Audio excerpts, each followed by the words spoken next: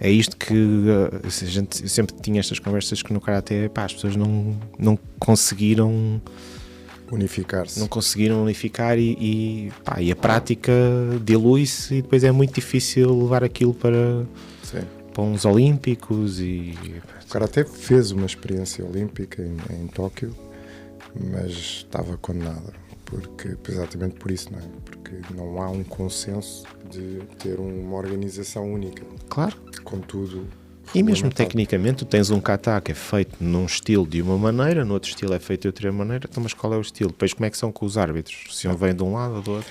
É engraçado que é assim, o Jigoro Kano, que foi o tipo que criou o judo, surge numa altura em que o judo é oriundo do jiu-jitsu, que depois os brasileiros abrasileiraram com o jiu-jitsu, né? E havia uma escola para cada estilo. Havia 100 e tal escolas. E ele unificou isso no Kodokan, que até hoje, né, já passaram 150 anos, continua-se a manter fiel a essa estrutura e toda a gente reconhece o Kodokan como entidade máxima. E isso tem sido o grande sucesso do judo nesse campo, não é? Claro que há montes de coisas que a gente não gosta ou acha que não está tão bem, mas é um mal menor. É um mal menor. São pequenos detalhes, não é? São pequenos detalhes. Não, eu acho que isso faz toda a diferença. Mas estás a gravar, Gabriel? Pronto, já estamos. A gente aqui não há grandes apresentações, eu não faço grandes introduções. Mas pronto, já para ficar aqui para as câmaras, para te agradecer, porque eu sei que não fazes, estávamos a falar, tu não fazes muito. É uma estreia. É uma estreia, tu não fazes muito, mas eu tinha mesmo muita curiosidade em falar contigo. Não até para correr aquela curiosidade mais, sei lá, como é que foi com a medalha, há partes da tua vida que eu acho que tenho muita curiosidade em perceber, mas recapitulando, tu foste aquele que pegou e deu um salto muito grande no judo em Portugal, não é? Porque o judo, havia artes marciais, mas depois de Sydney as coisas mudaram muito no judo em Portugal. Sem dúvida. Eu acho que fui o produto de uma boa colheita, ou seja, o judo português teve uma geração que nós chamamos a geração de ouro, que foi a geração dos anos 90, que foi uma geração anterior à minha, com a primeira medalha em campeonatos do mundo de uma rapariga que já é uma senhora, não é? Filipa Cavaleri, minha colega. Exatamente. Que hoje está na Secretaria de Estado do Desporto. O Pedro Soares, que é hoje o atual selecionador nacional, o Michel Almeida, o Guilherme Bentes, que foram aqueles portugueses que conquistaram as primeiras medalhas de valor internacional, campeonatos do mundo, campeonatos da Europa, júniores e séniores. E eu nasci no seio dessa geração, era o caçula, digamos assim, desse grupo. E isso foi uma oportunidade para mim que me permitiu sonhar em atingir o que ainda não tinha sido conquistado. E em 99 fui campeão da Europa, foi o primeiro título que Portugal teve em séniores, e depois, no ano a seguir, conquista a medalha nos Jogos Olímpicos. A sensação é um bocado que, pronto, eu venho de uma geração que quando nós estávamos de fato de judo, as pessoas achavam que era um pijama. Exatamente. Então diziam, deem uns pontapés e partem umas paredes. Não havia uma consciência social do que eram as artes marciais para além dos filmes do Bruce Lee. E após Sydney, tendo em conta que foi a primeira medalha que nós conquistámos nessa Olimpíada, houve um foco muito grande sobre o que é o judo, não é? O que é isto? Afinal, existe esta modalidade meio estranha, e isso foi muito importante para... Como é que conseguiram capitalizar esse? Houve partes mesmo sei lá, institucionais via Secretaria do Estado da Juventude, foi mesmo a Associação de Judo em Portugal, ou houve um boom de interesse de prática? Olha, eu vou ter que dizer uma coisa que não me sinto muito à vontade para o fazer, mas o facto é que fui eu que fiz tudo sozinho. E infelizmente, porquê? Porque a Federação de Judo era uma federação muito tradicionalista, ainda um bocadinho agarrada àquela ideia portuguesa de que se ficares em sétimo lugar és o maior da tua rua. mas se ganhares é porque aconteceu alguma coisa errada. Nós tínhamos muito esta maneira de estar na nossa sociedade em Portugal, e foram pessoas como o Carlos Lopes, a Rosa Mota, que quebraram esse estigma no desporto olímpico. Depois, mais tarde, com o futebol, fomos campeões do mundo em Riad, e começou-se a ter esta ideia de que afinal era possível ser português e ganhar alguma coisa de valor. E portanto não havia um plano estruturado para massificar a modalidade e para tirar no fundo proveito desse resultado. Por acaso fui eu, podia ter sido qualquer um dos meus colegas, só que eu, quando regressei de Sydney, fui ao Ironman em direto, que foi uma coisa que teve algum impacto, e comecei a receber muitos convites para ir às escolas, era uma pessoa simpática e também com alguma preocupação de comunicação, né? Falar as coisas certas, estar nos sítios certos. Quando fui convidado para fazer publicidades ou para fazer qualquer coisa que tivesse visibilidade, ia sempre de kimono, não é? E às vezes uma pessoa não precisa dizer nada para dizer tudo. Claro. Não é? Felizmente também fui ouvindo. Nós tínhamos uma pessoa muito importante para o desporto, chamada Ana Matias, que era a responsável da comunicação do Comitê Olímpico, que me ensinou muito, não é? Primeira vez que eu dei uma entrevista lá em Sydney, eu estava a falar e aparece uns jovens a pedir autógrafos, e eu dei o autógrafo assim, não estava a olhar para eles, estava no meio de tanta confusão, todas as pessoas a chamar, e ela deu-me logo uma palmada nas mãos. Nunca mais tu dás um autógrafo sem olhar as pessoas na cara, porque elas vieram. E este tipo de ensinamentos e de preocupação de comunicar bem, acho que foi muito importante para fazer chegar a mensagem às pessoas e dar. Mas isso foi uma aprendizagem, porque estás a dizer, por exemplo, quando tinhas esses convites, era uma decisão consciente de, ok, eu vou aproveitar isto e tenho aqui um plano para impulsionar o judo, ou era planeado, ou era muito também fruto desse acompanhamento, que dizia, olha, Nuno, se calhar temos aqui uma responsabilidade, agora as coisas têm que ser feitas de uma seguinte. Como é que... Olha, eu acho que é um crescendo de pequenas etapas. Eu tinha uma preocupação grande em mostrar uma imagem boa do judo, não é? Por um lado. Por outro lado, a Ana, como te disse, ensinou os atletas olímpicos, não só eu, a olharem para a comunicação como se fazia no futebol, que era um mundo de onde ela vinha. Ela inclusivamente chegou a ser manager do Lennox Lewis, não é? De grandes figuras mundiais, trabalhou na Fórmula 1, trabalhou com o Scolari, tinha uma escola de marketing e comunicação fortíssima, escola com base nos Estados Unidos. Ela foi responsável pelo logotipo humano do Euro 2004 e, portanto, era uma pessoa que queria mesmo que nós aprendêssemos a ser, no fundo, como as equipas profissionais americanas do NBA, em que o atleta não deixa de competir quando sai do tatame, quando vai para as entrevistas, quando vai para falar com a comunicação social, é também um momento de performance. E eu aprendi muito com conviver com ela.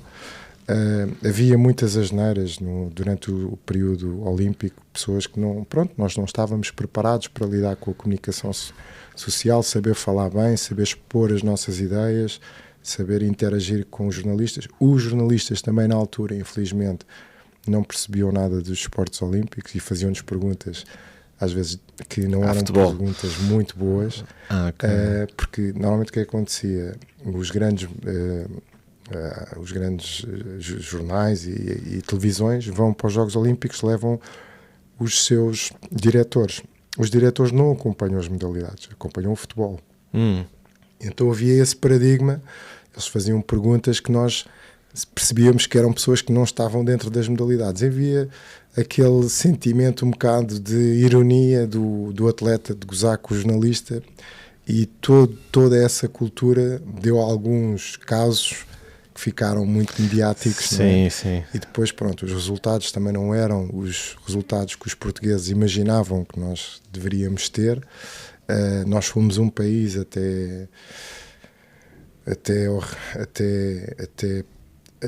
Tóquio que ganhava 1, 2, 3 medalhas, né? Às vezes nenhuma, aconteceu em Barcelona, enfim. E então esse fenómeno dos Jogos Olímpicos era um bocadinho, os atletas iam com a sensação que iam ser expostos ao crucifixo dos jornalistas. Eu tive essa sorte de ter sido muito bem acompanhado, de ter criado algumas oportunidades de mediatismo, e nos convites que eu fui recebendo para lidar com, digamos, com o Jet Set, tirei a oportunidade de conhecer pessoas interessantes, não é? Em vez de estar com aquelas pessoas da imprensa cor-de-rosa, tive a oportunidade de conhecer pessoas muito influentes, muito experientes, que me foram influenciando no que é que eu gostava de fazer com aquilo com a posição que eu fui Que idade tinhas quando em Sydney? Tinha 24, tinha 23, estava a caminho dos 24 anos. Tinhas 24 e depois ainda quanto tempo fizeste desporto de alta competição depois disso? Eu fiz alta competição até aos 27. Até aos 27? Não é? Foi uma carreira curta. Curta, quer dizer, naquela altura... Era isso que estava a pensar. Longa. Naquela altura 27 não era curto, não é? Agora é que as coisas são diferentes, sim, não é? Hoje em dia, para já... Assim, temos que ter a noção que eu era profissional de espírito, não é? É onde eu queria tocar. Decidi ser exclusivamente atleta, ainda não tinha condições financeiras para o fazer e não fazia mais nada. Ou seja, o meu dia-a-dia foi uma aposta que eu acho que foi aquilo que fez a diferença. Eu vivia 24 horas para o judo, desde a alimentação, sono... a cesta, a recuperação, a preparação dos treinos, visionamento de vídeos, criar uma equipa técnica que me acompanhasse. Eu, pelo menos no judo, fui o primeiro a ter um personal trainer. Tudo entre amigos, entre pessoas que eu ia tentando cativar. Os meus professores eram a minha equipa técnica do ponto de vista de nutrição, planificação de cargas e tudo mais. Tive sorte de ter tido professores fantásticos, como o professor Gomes Pereira, depois mais tarde vai para o Sporting, o professor Pedro Milhomens, que criou a academia do Sporting e que agora está no Benfica. Tive sorte de essas pessoas estarem no meu entorno e eu conseguir envolver-lhes naquela ideia que eu tinha de poder vir a ser um campeão olímpico, não é? Depois já ter sido medalhado, e consegui criar essa estrutura, mas ainda era tudo muito amador. E depois não houve muita... Como é que foi lidar com a pressão de, ok, agora acontece a medalha, não é? Depois de repente as expectativas disparam para as outras competições. Como é que foi fazer esse processo? Olha, eu sempre fui uma pessoa que gostei muito de estar em situações desafiantes. Para mim, os Jogos Digo isto Olímpicos... até pelo que estás a dizer, que é depois a exposição mediática, não é? Porque uma coisa é a pressão que nós colocamos em nós próprios de queremos alcançar, de repente é quando a gente passa nas bancas e vê o nosso... Eu tinha mais dificuldade em competir num campeonato regional ou nacional do que para um campeonato do mundo ou um campeonato da Europa. A minha atitude era de me superar nos momentos de mais alto nível. Não senti grande pressão em estar no palco dos Jogos Olímpicos em Sydney porque estava a viver o meu sonho. Estavas a desfrutar. Eu nunca mais me esqueço, ainda miúdo. Também, não sei, assim, eu sou disléxico, não é? Então se calhar eu não tenho noção do risco como as pessoas normais costumam ter. Eu lembro-me perfeitamente, quando fui à minha primeira prova internacional, eu fiz o início de prática desportiva do judo em Santarém. Uma cidade pequena, um clube pequeno, com pessoas muito boas, mas era um clube que não tinha resultados desportivos, nem sequer tinha campeões nacionais. E fomos para uma prova em Espanha. Eu nunca mais me esqueço, tínhamos uma carrinha de 9 lugares, não é? Os ribatejanos, a irem para a Espanha, e eu ouvia os meus amigos, que já tinham mais experiência do que eu, ei, pá, os espanhóis são muito fortes, e vamos todos perder, e vamos isto, e vamos aquilo. E eu ia assim a sonhar, epá, e se eu ganhasse a prova? Era espetacular. E ganhei. E essa atitude acho que me ajudou muito, se calhar às vezes um bocadinho sem noção, não é? Mas ajudou-me muito ao longo da minha carreira ter resultados importantes em curto espaço de tempo, não é? Recordo-me que quando ainda era júnior, num campeonato da Europa, disseram, epá, vais fazer com o campeão do mundo. E eu, boa, e ganhei-lhe. Pronto, então havia essa... quando eram provas menores, nacionais, aí eu já sentia pressão. Sentias pressão? Sentia. Porque tinhas a responsabilidade de não falhar, não era uma prova que eu me sentia motivado para fazer porque não era um grande palco, então estive sempre à procura de desafios. Depois fui competir na Alemanha, num clube alemão que na altura era o nosso Real Madrid do judo, e isso eram as coisas que me desafiavam. Em termos de pressão, como estavas a falar, tive alguma dificuldade em lidar com o mediatismo, apesar de tudo, porque eu era uma pessoa relativamente introvertida e de repente aqui em Portugal é tudo 8 ou 80, não é? Ou não és ninguém ou toda a gente te conhece. E eu andava na rua e era um Big Brother. Mesmo as pessoas que estavam comigo sentiam-se incomodadas. Epá, está toda a gente a olhar para ti, não sei o quê. Isso foi difícil de lidar, até porque tu queres sempre passar uma imagem, né, positiva. Eu não era uma pessoa de não falar com as pessoas, não é? Se alguém viesse me chatear, eu estava cansado, falava com essa pessoa, tentava sempre mostrar, e às vezes acabas por não conseguir agradar a todos, não é? Então houve aí um bocadinho de dificuldade de lidar com essa exposição. Mas como eu disse, tive muitas oportunidades, fiz anúncios, fiz palestras para empresas. Como é que é depois a transição? Ou seja, primeiro no teu caso, e depois gostava de perceber do teu feedback de outros atletas. Como é que foi depois essa transição de deixar de dar 24 horas para o judo com o objetivo não é, de competição para estar dedicado noutra forma? Como é que te preparas para deixar o tatami nessa perspectiva de competir? Foi difícil porque de repente, não é, trabalhar todos os dias para a competição e de repente por um conjunto de motivos o corpo já não responde da mesma maneira, há outros mais novos. Como é que isso depois... Isso é horrível. Para mim foi horrível em particular porque, como eu estava a dizer, depois de Sydney o meu objetivo era ser campeão olímpico, não é? Criei todo um plano, uma estrutura, trabalhámos muito, aprendi que nem tudo aquilo que tu fazes apenas no treino faz a diferença, e no ano antes dos jogos tive vários problemas pessoais, um deles a minha mãe, que estava muito mal, que me influenciaram muito no meu treino. Inclusivamente hoje olho para trás e consigo perceber que estava, não diria com uma depressão, mas estava ali numa situação emocional bastante complexa, e tive 11 lesões numa época desportiva, e chegares ao fim desse ciclo olímpico, partires a mão no último exercício do treino antes da competição, tudo isso... Partiste a mão no último exercício antes da competição? Nunca mais me esqueço. O mestre, o treinador da seleção, então vá, agora o último exercício, Delgado, João, façam mais uma técnica. Pá. E portanto, tive um ano sem poder treinar por causa desse acumulado de lesões e problemas que fui adquirindo, de tentar, assim, em esforço, recuperar, não é?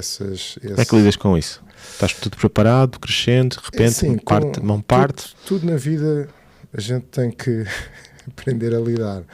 E acho que as maiores decepções muitas vezes são, não é, os nossos grandes mestres. Eu lidei com isso da seguinte maneira: eu tenho que competir, não é? Eu tenho que competir. Eles deram-me um dia para eu ver como é que estava a lesão, mas já toda a gente tinha dado a entender que não havia hipótese nenhuma. eu fui descansar e disse, pá, eu não vou viver sem não ter tido a oportunidade de subir ao tapete. Já sei que não estou em condições, que não vou cumprir o meu objetivo, o meu sonho, mas eu não vou desistir. Pá, quero entrar no tapete, chamei-os, disse, olha, vamos arranjar uma solução possível, eu tenho que conseguir pegar, nem que seja assim com 3 dedos, e quero entrar no tapete. Pronto. E essa foi a minha catarse, não é? Entrei no tapete, consegui competir dentro do possível, cheguei a estar a ganhar, inclusivamente, e pronto, cumpri aquilo, não é? Tirei a energia toda cá para fora e senti-me realizado com o facto de estive a representar Portugal nos Jogos Olímpicos de Atenas e não desisti, não me deixei levar pela essa adversidade toda. Mas todo esse processo fez com que o meu corpo estivesse completamente destruído. Tentei ainda um ano treinar, recuperar-me, não consegui, e foi inevitável. Tu lembras-te do momento em que percebeste que não dá mais? Olha, eu tive um ano, fiz uma licença sabática, digamos assim, eu casei-me logo a seguir aos Jogos, dar um bocadinho também ainda por cima a minha mulher era espanhola, portanto havia ali uma dificuldade de integração, e tive um ano muito bom, apesar de ter imensas dores e fazer fisioterapia todos os dias. Aproveitei os convites todos que me faziam e acho que foi uma universidade da vida, porque conheci mesmo pessoas extraordinárias que me ensinaram muito em várias áreas. Eu vivia em centros de estágios, não é? Andava em hotéis, eu não conhecia a vida real. E nessa altura eu criei uma marca, a marca com o meu nome, não é? Registrei essa marca, fiz algumas experiências, não é? Criei um site, foi provavelmente dos primeiros sites de um desportista, criei uma marca de roupa e criei uma escola de judo. Fui fazendo essas brincadeiras, essas experiências todas sem pressão. Não é? Quando se fala no ano sabático é um bocado isso, não é? Não deixas de trabalhar, mas não tens pressão para ter que estar a produzir. E foi um ano muito, muito rico para mim, conheci pessoas extraordinárias. E fui percebendo o que é que havia para fazer fora daquele universo. Quando eu fui de férias, eu pus na minha cabeça uma ideia, que é, eu vou dar um mês de férias, sem fisioterapia, sem nada. Quando eu voltar, vou fazer um treino. Se eu tiver dores, acabou. Não vale a pena mais pensar em alta competição.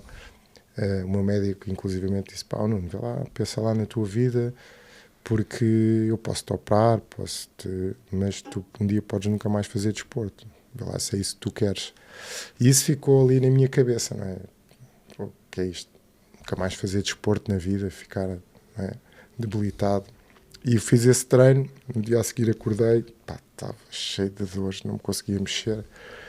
E pronto. Quais eram as principais lesões nas costas? Eu tinha várias lesões, mas a mais grave é uma coisa que se chama estenose medular, que é o canal por onde passa a medula, excesso de inflamações e problemas de hérnias que te comprimem os nervos. Então aquilo dá umas dores horríveis e é muito difícil de operar, de tratar.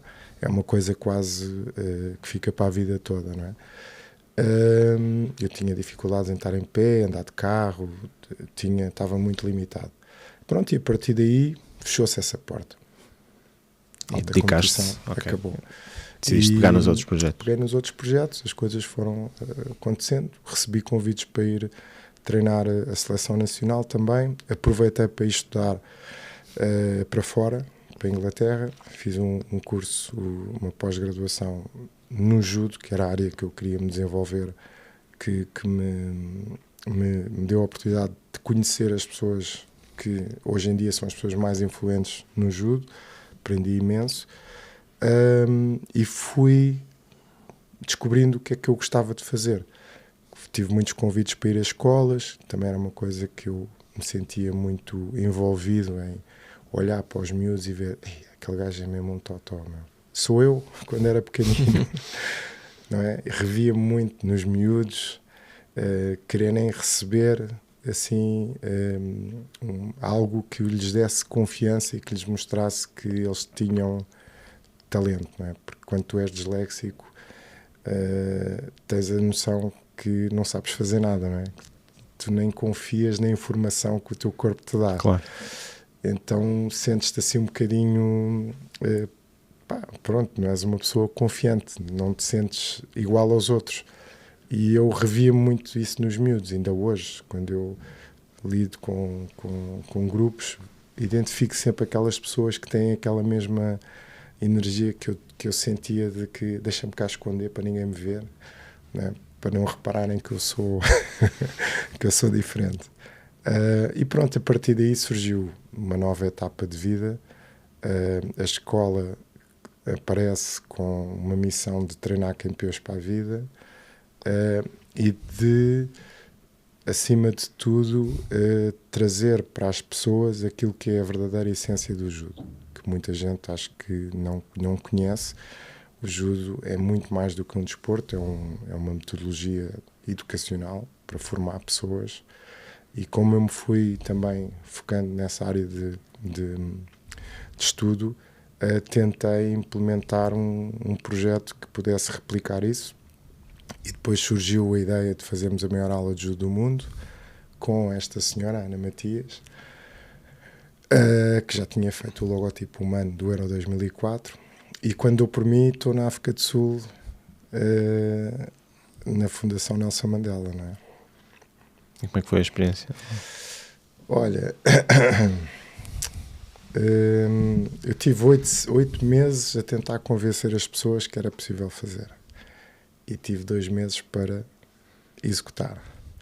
E a coisa só pegou mesmo quando um dia eu estava em casa da minha tia e ela estava-me a ouvir, a falar do projeto, um monte de coisas, e ela assim, mas tu queres conhecer o Nelson Mandela? E eu, desculpa, eu vou telefonar à minha amiga, que era a Graça Machel, e vamos tratar disso. Eu assim, estás a falar sério, tia? Pegou no telefone, Graça, estou aqui com o meu sobrinho, não sei o quê, ele quer ir conhecer o Nelson Mandela. E assim foi. Elas eram colegas de curso e no dia a seguir ligou-me alguém da Fundação Nelson Mandela. Depois, claro, o secretário de Estado, toda a gente queria conhecer o Nelson Mandela. Depois toda a gente queria ir no autocarro. Claro. E lá fomos nós. Foi assim, uma experiência inesquecível, não é? Estar na África do Sul e viver, não é? O legado do Nelson Mandela numa altura em que ele já está muito mal, não é? Estávamos em 2011, estava muito doente já, e perceber que tinha sido empoderado para ser como eles chamam, um Proud Advocate do Nelson Mandela Day, que é a última grande atividade que o Nelson Mandela concebe, que é dia em que ele faz anos, é o Dia Internacional do Nelson Mandela, e nesse dia há um conjunto de atividades para nos lembrar que está nas nossas mãos sermos o Nelson Mandela do dia. Ok. Né? E pedirem-me para eu ser um intervento, portanto, um ativista, no fundo, nas minhas comunidades, Portugal, a lusofonia e no judo.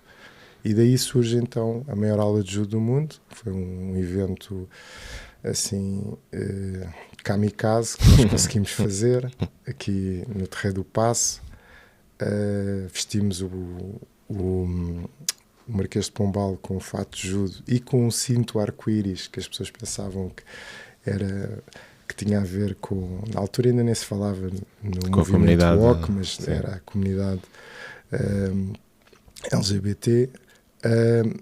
Até podia ser, mas não era o significado. O significado, e eu percebo até porque é que eles usaram essa simbologia, é da inclusão.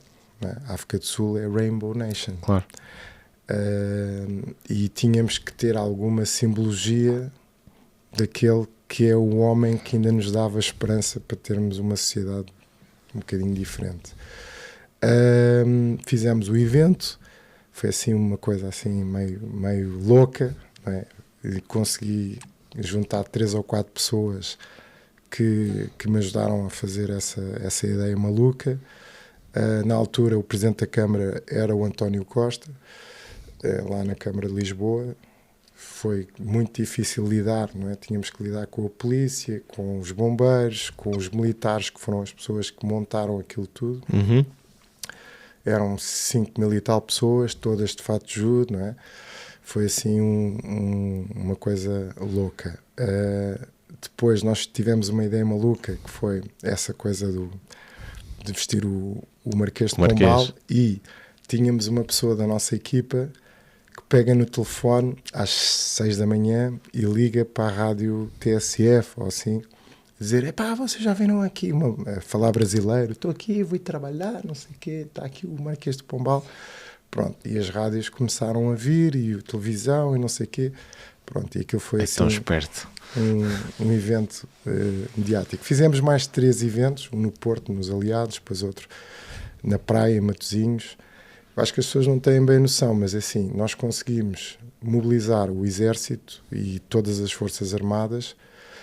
Tivemos os Falcões Negros, que são a maior equipa de paraquedistas do mundo, a saltar pela primeira vez no Terreiro do Paço, com a bandeira do Nelson Mandela e com a bandeira de Portugal. Depois, em Matosinhos, fizemos também uma coisa semelhante com eles, na praia de Matosinhos, e no Porto, nos Aliados, eu acho que foi assim o mais impactante para mim pessoalmente, porque as pessoas que fizeram esse evento ainda hoje, eu trabalho na Câmara do Porto com um projeto escolar, ainda se lembram da mobilização que foi esse evento, que queriam fazer melhor que Lisboa. Claro. E depois, no fim, quando saiu a altura para dizer os números, ganharam Lisboa, que foi uma coisa... Eu sou do Porto, eu conheço o sentimento. Então, às tantas, aparece o emplastro. Certo. E a malta assim: epá, isto é que é um evento, se está cá o emplastro, está cá, está abençoado. O emplastro, aquele senhor da Boa Vista também. O Manel do Laço. Apareceu essa malta toda. E porquê que a gente fez estas loucuras? Porque a ideia era a seguinte: pronto, as pessoas já sabiam o que era o judo nessa altura, já estava a Telma Monteiro a competir, o judo já era um desporto reconhecido pelos portugueses. Mas faltava a outra parte, que era a parte educacional. Né? Se tu perguntasse a alguém: queres fazer judo? Pá, não, isso aí é para aquelas pessoas com orelhas partidas e cheias de músculos. E eu, assim, num rasgo de loucura, fui falar com a Ana Matias e disse: olha, eu queria promover o autoconhecimento, a solidariedade e a superação. E ela disse: isso é uma grande seca, pá. Tu vem cá amanhã que eu vou te dizer como é que tu vais promover isto.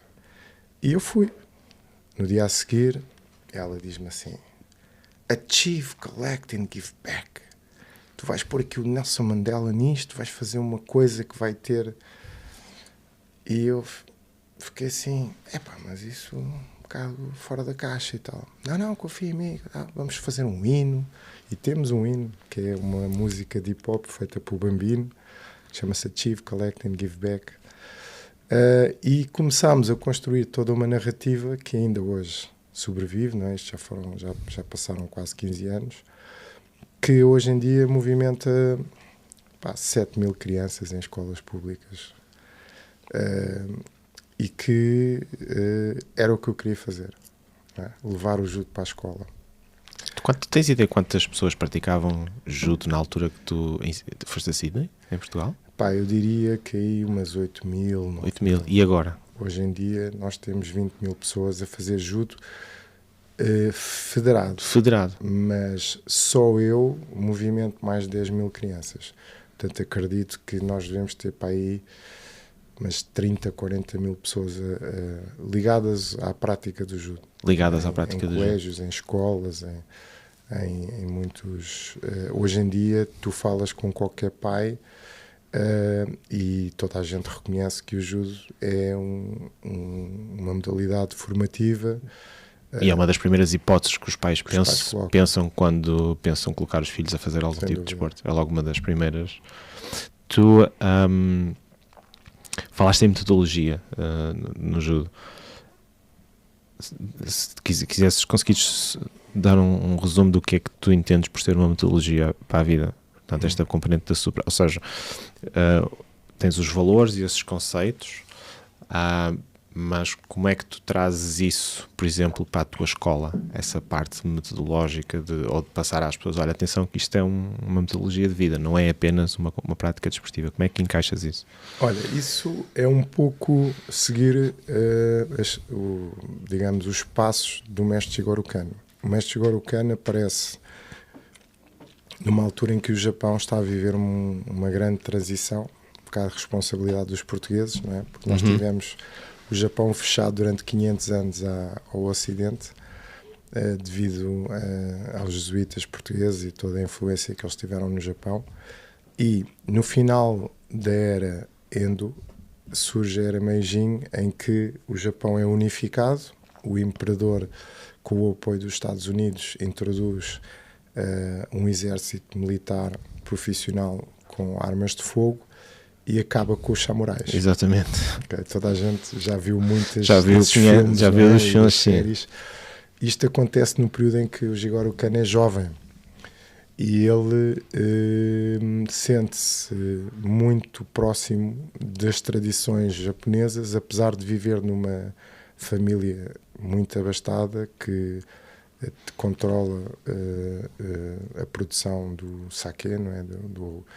Das bebidas de arroz, e ele estuda inglês, ele é de uma sociedade pós-moderna japonesa que era Meiji, em que ser samurai era uma coisa troglodita, não é? E inclusivamente quase proibida. Claro. Ele vai praticar Jujutsu num dojo tradicional, é um rapaz pequeno que é vítima de bullying no seu dia-a-dia e que percebe que através do treino de artes marciais ganha uma autoestima, uma autoconfiança, um empoderamento pessoal que ele sente que é uma coisa que não se pode perder. Então, ele dedica-se à educação, torna-se uma pessoa muito influente na sociedade japonesa, isto durante um período em que o Japão está em guerra com a China, e recupera todos os ensinamentos filosóficos que estão por trás do Budo, de tudo o que é prática marcial. E ele cria a sua própria escola de Jujutsu, chamada Nihondem Kodokan Judo. Portanto, Judo é, digamos assim, o sufixo do nome da escola do Jigoro Kano. E introduz formas modernas de olhar para as artes marciais. Antigamente, se tu pedisses a um mestre para te ensinar uma técnica, ele projetava-te 1000 vezes até tu aprenderes e nunca te dizia o segredo. Ele introduz a biomecânica, introduz todas as ciências modernas do positivismo europeu que está a crescer com Pierre de Coubertin e todas essas influências. A própria educação física na altura já tem uma perspectiva de contribuir para a sociedade, não é? A prática desportiva da era moderna dos Jogos Olímpicos vem numa filosofia baseada em valores e na criação de uma sociedade mais inclusiva.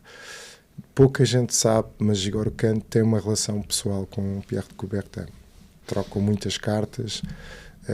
Ele tem uma grande influência para o movimento olímpico, inclusivamente torna-se o fundador do Comitê Olímpico Asiático e viaja muito para a Europa, trazendo o judo e apresentando o judo ao mundo, mas sempre muito preocupado em beber estas influências do olimpismo moderno. Daí que ele constrói uma escola de Jujutsu com base naquilo que eram os valores olímpicos. Retira as técnicas de impacto, aquelas técnicas que poderiam ser perigosas, e estrutura uma forma de ver a educação física não apenas como a educação do físico, mas uma educação física, moral, estética, todos os, digamos, as dimensões do japonês. E essa filosofia é uma pequena mudança do Jujutsu, que é a arte da suavidade, mas de combate, para o Judo. Judo quer dizer o caminho da suavidade. Há uma perspectiva de desenvolvimento pessoal e não só de guerra. Ao longo dos anos, o Kodokan do Jigoro Kano cresceu, tomou conta e influenciou todas as outras artes marciais modernas do Japão. Por isso existe o Karate Do, existe o Aikido, porque portanto, são influenciados por esta nova perspectiva do Jigoro Kano. Até porque, se não o fizessem, tinham o risco de desaparecer. Não é? Existe um combate muito emblemático, até lendário, entre as duas melhores escolas de Jujutsu do Japão, e uma delas é o Kodokan do Jigoro Kano, que há um combate entre essas duas escolas e o imperador escolhe a escola que venceu para ser a escola que ia formar a sua tropa imperial e inclusivamente instituir essa prática na polícia e em todas as forças do Japão. Jigoro Kano consegue introduzir o judo como a filosofia oficial da escola japonesa, escola pública. Toda a gente praticava judo, principalmente os rapazes, e tudo isto é, digamos assim, o fundamento da criação do judo e a importância que o judo teve. Isso é engraçado porque como traz a experiência europeia e torna um mecanismo escalável, uniforme, escalável, e torna muito mais fácil depois a difusão, que é muito contrária às outras artes marciais, que às vezes eram muito fechadas, puristas, no sentido marcial. Eu lembro-me quando comecei a treinar Karate no Porto, era assim umas coisas assim meias escondidas, as escolas não eram, tentavam-se resguardar do público, as pessoas começavam a praticar porque alguém conhecia alguém e na altura os meus instrutores explicavam que nos tempos deles, quando eles começaram, era pior. Eles iam, lembro-me de dizer, alguns até ainda antes de 74, eles iam lá bater à porta, que queriam praticar, ouviam-nos lá dentro a treinar, parava tudo, viam, abriam assim a porta, diziam, alguém de confiança, abriam a porta, para treinar, e ele treinar, não, aqui não se treina nada, e fechados, havia essas ambientes mesmo muito fechados, e acho é fascinante porque teve essa visão de uma cultura que às vezes não é difícil. Os japoneses são muito agarrados à sua cultura. Ainda hoje eu posso dizer que tenho dificuldade em descobrir algumas terminologias originais do judo, porque eles não querem partilhar. Não querem. Tive sorte de contactar e também fui atrás de pessoas e de beber a fonte, não é? E eu ouvia certos termos e tentava perceber exatamente o que é que aquilo queria dizer e não era fácil que alguém te explicasse, não é? Ainda hoje, dois termos que eu agora estou a introduzir na minha nova metodologia, que é o Kime.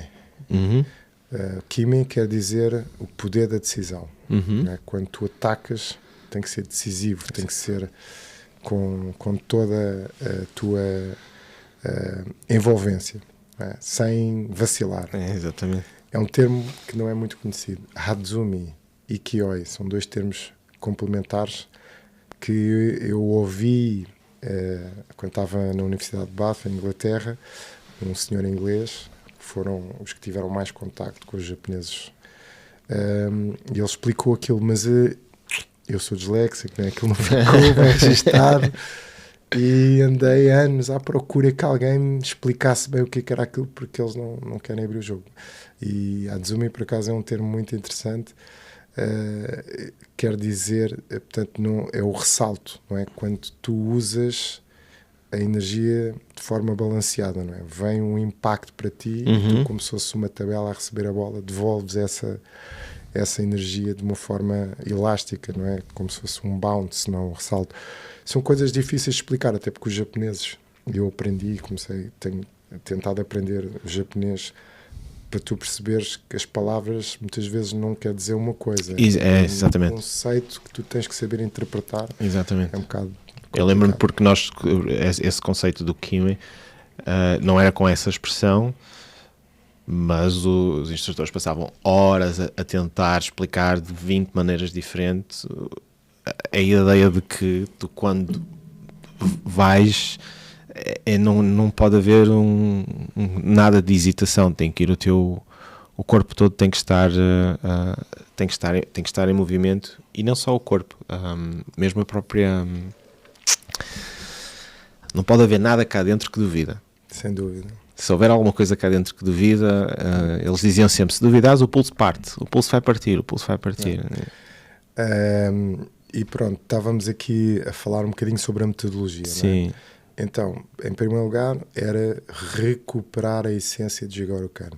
Não é por acaso que o meu clube chama-se escola, não é? Ryu é a palavra original japonesa das escolas.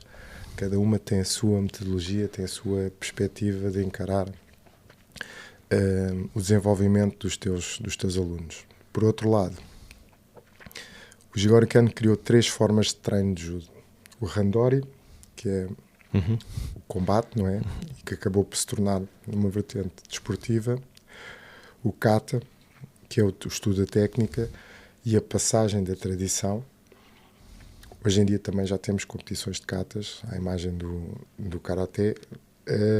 E finalmente, o Kojimondo. O que é que quer dizer Kojimondo? Quer dizer palestras e questionários.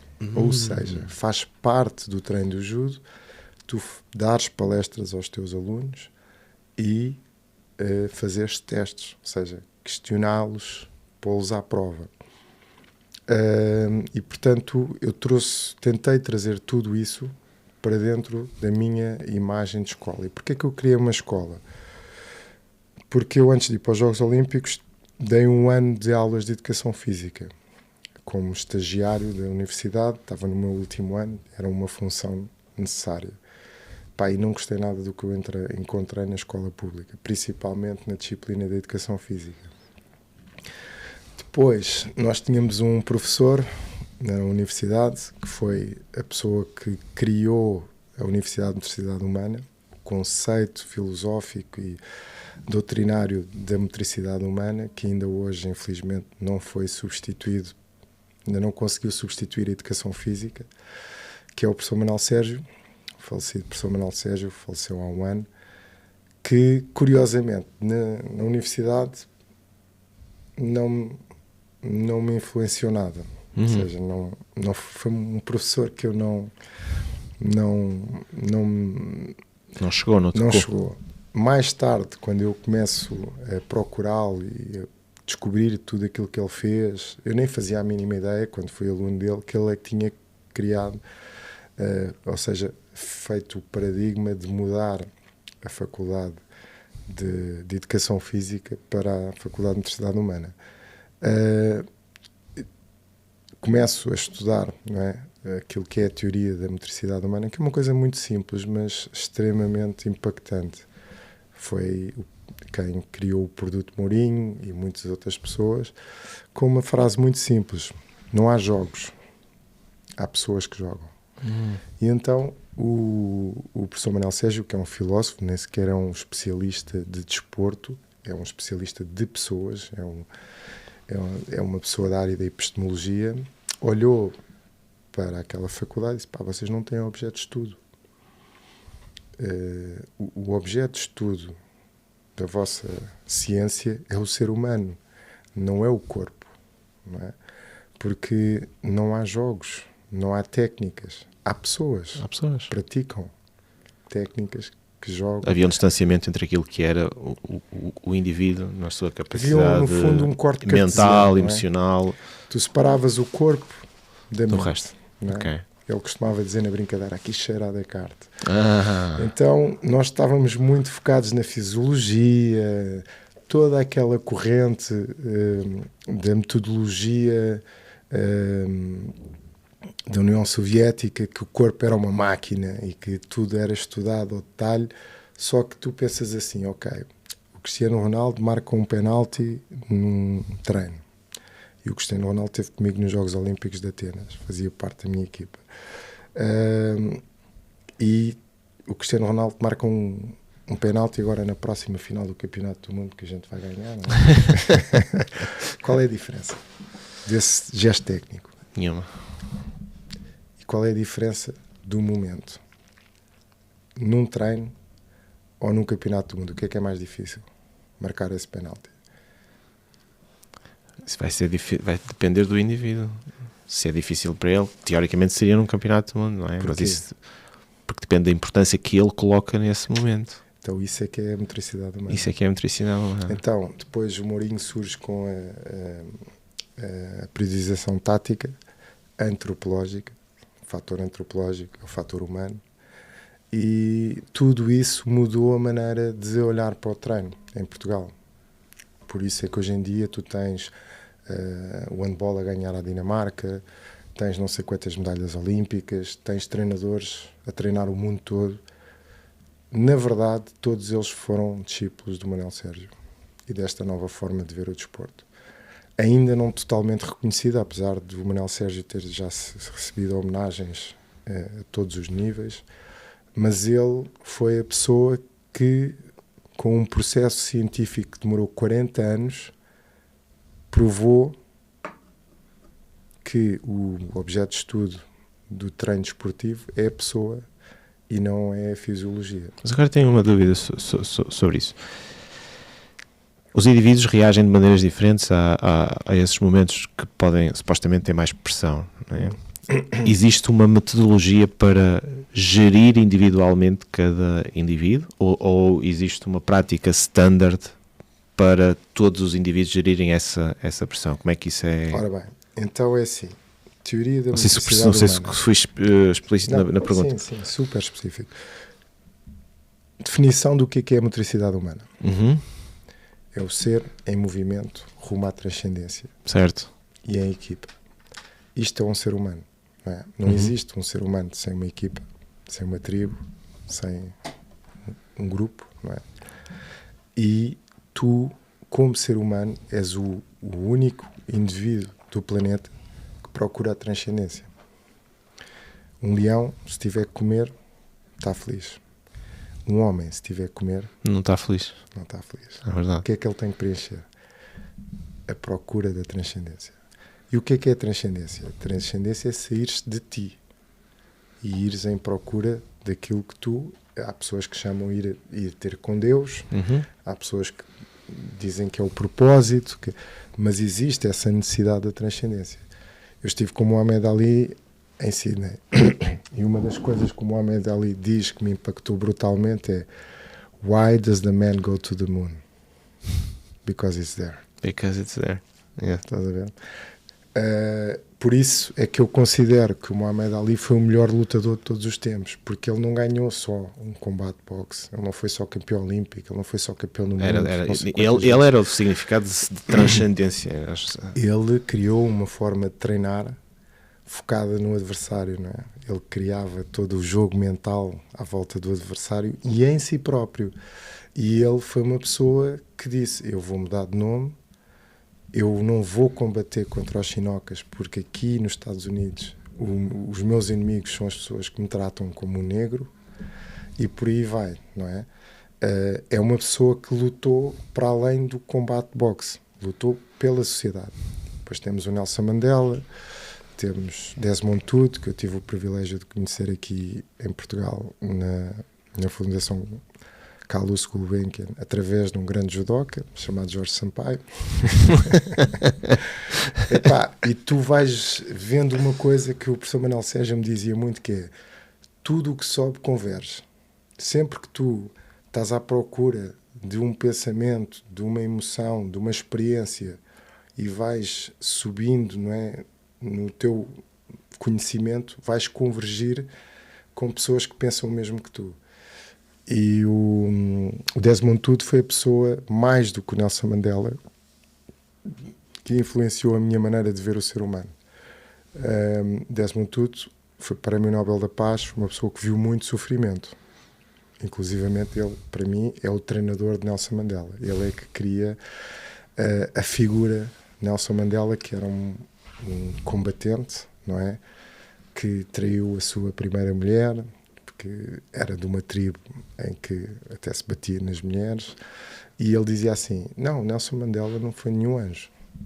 Nelson Mandela era uma pessoa difícil. Mas aí é que está o milagre, é que até o pecador se pode transformar numa pessoa que influencia uma nação. Porque se ele fosse um anjo, se ele não fosse um ser humano como nós, claro, ele é uma pessoa com defeitos, com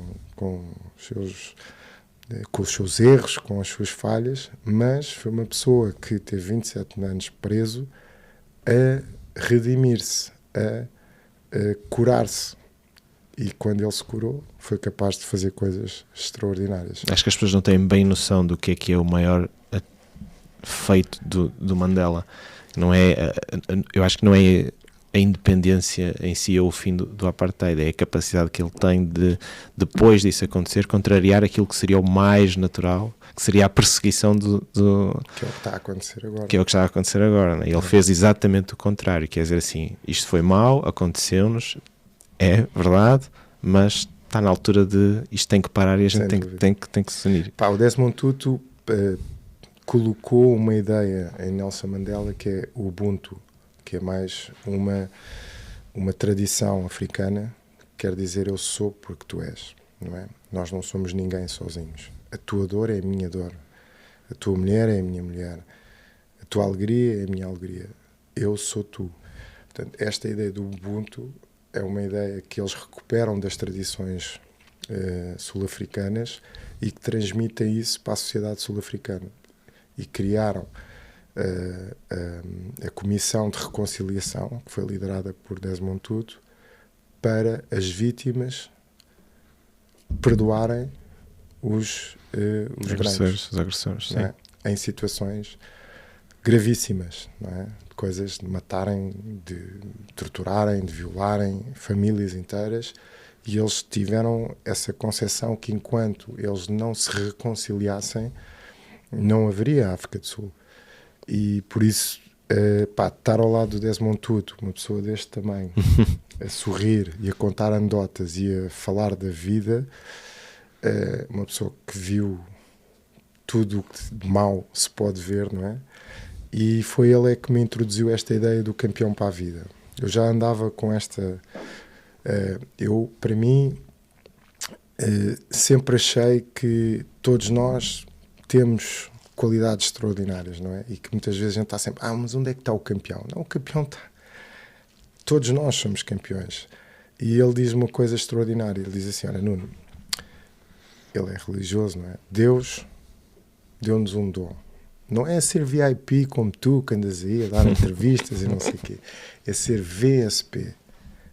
E eu, mas o que é que isso quer dizer? Very special person.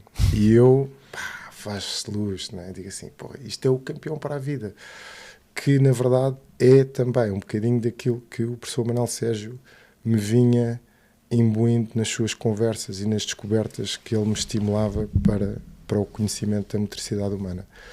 E hoje, a minha escola é um produto daquilo que eu sinto que possa ser a motricidade humana e não a educação física. Por isso é que a gente vai para as escolas, por isso é que a gente tem programas de pegar nos miúdos de 15 a 6 anos e prepará-los para a vida ativa, não é? Fazendo estágios connosco e aprendendo a filosofia, a metodologia que está por trás dessa aprendizagem de uma escola de valores. Ou seja... Só agora, enquanto vamos aproximar-nos do fim, há um tema ainda que eu gostava de entender, como é que tu levas estes conceitos depois para as organizações?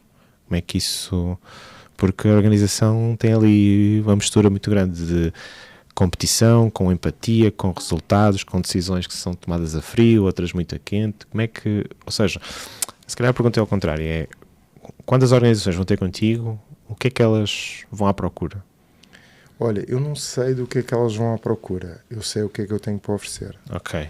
Não é? E aí aquilo que eu tenho para dizer é I have a dream. E o meu sonho é treinar campeões para a vida. E algumas percebem, outras não. Ok. Não é? Eu demorei muito tempo para que me reconhecessem como tal. Assim, eu não sou um clube. Eu sou uma escola de judo. Então a malta, epá, isto não encaixa. Não é? Eu ia bater, por exemplo, a um departamento de educação de uma câmara. Epá, a gente já tem desporto aqui. Não venho aqui apresentar desporto. Eu venho aqui apresentar uma metodologia de ensino. E por isso é que foi necessário fazer a maior aula de judo do mundo e fazer muitos eventos para aproximar as pessoas da nossa conceptualidade. Hoje em dia nós temos projetos Erasmus, projetos com o Portugal 2030, com estudos de impacto, onde as câmaras querem o nosso projeto nas escolas deles, mais para os professores do que efetivamente para os alunos. Só que isto foram 20 anos de descoberta guiada, não é? Às vezes dávamos umas pancadas de cabeça, não é? Pá, não é por aqui, então vamos por ali. Mas eu acho que o mais importante é tu podes não ter a noção real do desenho, não é, do teu sonho, mas sabes que não é um carro, não é um leão, é uma coisa diferente e vais apagando e vais pondo mais detalhes. Hoje em dia, olhando para trás, e nós fizemos agora 20 anos, este ano, e já tenho uma visão muito mais clara do que é que eu pretendo. Mas o meu primeiro sonho era o original, não é? Agora a coisa vai ficando mais... Em 4 palavras digo-te assim, o que é treinar para a vida? São 10.000 horas de prática deliberada, em que nós começamos com os super-heróis, que têm 3 e 5 anos. Acho que a palavra super-herói diz tudo, não é? Depois dos 6 aos 9 temos os campeões, que são os miúdos que entram dentro da sociedade e que eu quero que sintam que têm esse potencial. Depois, estes que foram agora competir, que estávamos a falar da competição, temos a etapa do atleta, que é a etapa em que nós temos que treinar para a vida, não é? Dedicar muitas horas para melhorarmos os nossos valores e o nosso propósito. E depois temos a etapa do cidadão, que é o grande princípio do judo, que é aprender a técnica para ser forte, para ser útil. E então eu preciso que os meus alunos deem aulas, não é? Devolvam à sociedade aquilo que aprenderam e que se tornem mestres. Então, para ti, tu vês isso como mesmo um projeto para a vida, que começa aos 3 anos e que vai continuar e que não para, e que depois há de chegar a uma altura em que está ao serviço dos outros e que dão aulas, passam esses conhecimentos, e este modelo é transmutável para outras áreas? Totalmente. Porquê? Porque todas as áreas têm uma coisa em comum. Pessoas. Se eu tiver a dar uma mentoria, como estou a dar agora para a Caixa Geral de Depósitos, para todos os gestores da Caixa Geral de Depósitos, o que eu vou transmitir a eles é exatamente a mesma coisa que eu vou transmitir às minhas crianças. A única diferença é que quando eu falo com as crianças, a minha linguagem é mais elevada. É mais elevada. Com os gestores. É o contrário. Isso foi uma coisa que eu aprendi a lidar com crianças. As crianças, como ser humano pleno, são muito mais fáceis de ensinar os valores do que um CEO de uma empresa. Consegues-me dar um exemplo só de uma frase? Consigo. O que é a coragem? O que é a coragem? A coragem é fazer alguma coisa mesmo quando a gente tem medo de a fazer. Agora perguntas isso a uma criança de 3 anos e perguntas a um CEO de uma empresa. E qual é que achas que vai ser a resposta mais genuína e inspiradora? Genuína e inspiradora, acredito que seja a da criança. Pois. E nós somos o quê? Somos seres à procura da transcendência. Então, um dos meus grandes dilemas com as empresas com quem eu trabalho, porque é que eles me convidam? porque sou um gestor de equipas de alto rendimento, não é? De alta performance, como eles chamam. Não sei ok, eles já sei. Seria natural o que é que eles iriam atrás, não é? Eles querem queimar as pessoas, não é? Burnout, querem levar as pessoas ao limite. Claro. Não é? Querem pôr as pessoas a trabalhar, não é? Tipo equipa Fórmula 1. Sim. E depois tem KPIs, não é? Os Key Performance Indicators.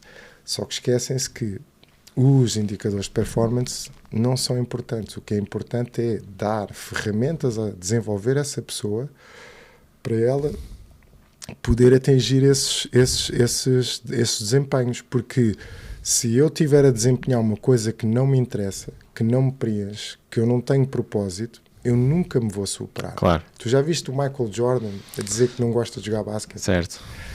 Então, isso é o que eu aprendi com alta competição. Com ganhar medalhas, não é? Em alta competição. E toda a gente tem este mindset. Toda a gente quer ser o melhor naquilo que quiser.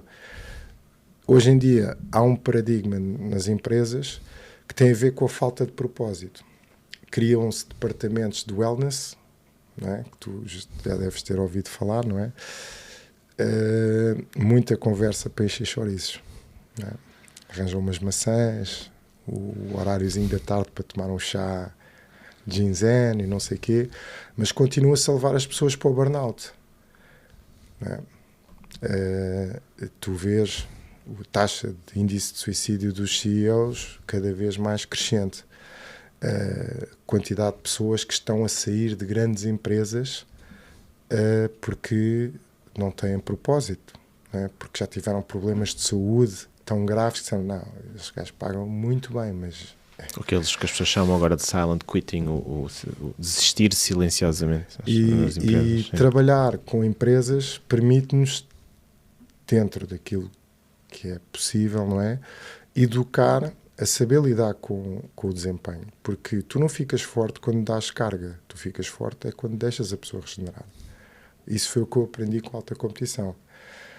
Aliás, o meu exemplo de Atenas ensinou-me exatamente isso. Eu fazia tudo bem no treino, mas no tempo da recuperação estava ali a tratar da minha mãe e estava a ter problemas pessoais, não sei o quê, e no dia a seguir eu não estava bom para treinar. Mas... E como é que isso é aceito? Como é que isso é visto? Qual é que tem sido o feedback que tens tido nas organizações? Eu acho que é um bocadinho aquilo que eu te disse há pouco, que é, eu não sei o que é que as pessoas querem, eu sei o que é que eu tenho para oferecer. Ou seja, nem estás muito aí... Isto é o que eu tenho. Se vocês depois pegam nisto e aplicam, e como aplicam, isso é... E eu há muitos produtos que ainda não consegui que ficassem, porque a palestra, não é? O momento de teres uma figura a mobilizar a tua empresa é uma coisa que já as empresas fazem isso, já faz parte do cardápio, da agenda e tal, é bem remunerado e é uma coisa que existe. Só que não é num dia, numa hora, que se treina uma equipa. Não é? Claro que não. E esses programas de continuidade é uma coisa que nós aqui em Portugal ainda não temos muito cultura disso. Mas, por exemplo, a Caixa Geral de Depósitos já fez 6 mentorias e vai fazer durante 2 anos. Não é só comigo, não é que estamos a falar. Eles têm uma parceria com o ISEG, que é a maior organização de gestão do país, também com a Universidade do Minho.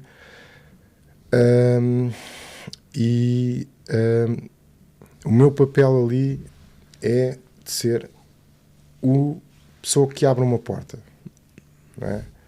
Qual é que foi o princípio que eu introduzi nesta cultura da Caixa Geral de Depósitos? Co-petition. Vocês têm que sair da vossa agência, irem tomar um pequeno almoço de campeões com os outros gestores, ouvirem onde é que eles falharam, contarem as vossas experiências de vitória e trabalharem em conjunto. Porque só assim é que a Caixa Geral vai continuar a ser o banco líder do país.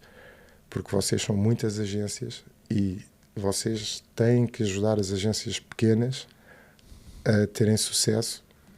Se tu és a maior agência do país, estás num sítio privilegiado, não podemos olhar isso como um êxito. O êxito é tu ajudares a agência de freio de espaço separado à espinha a elevar-se. Não é? Claro. Porque no dojo Nós valemos pelo atleta mais fraco. Exatamente. O mais fraco do teu de hoje é que representa o teu.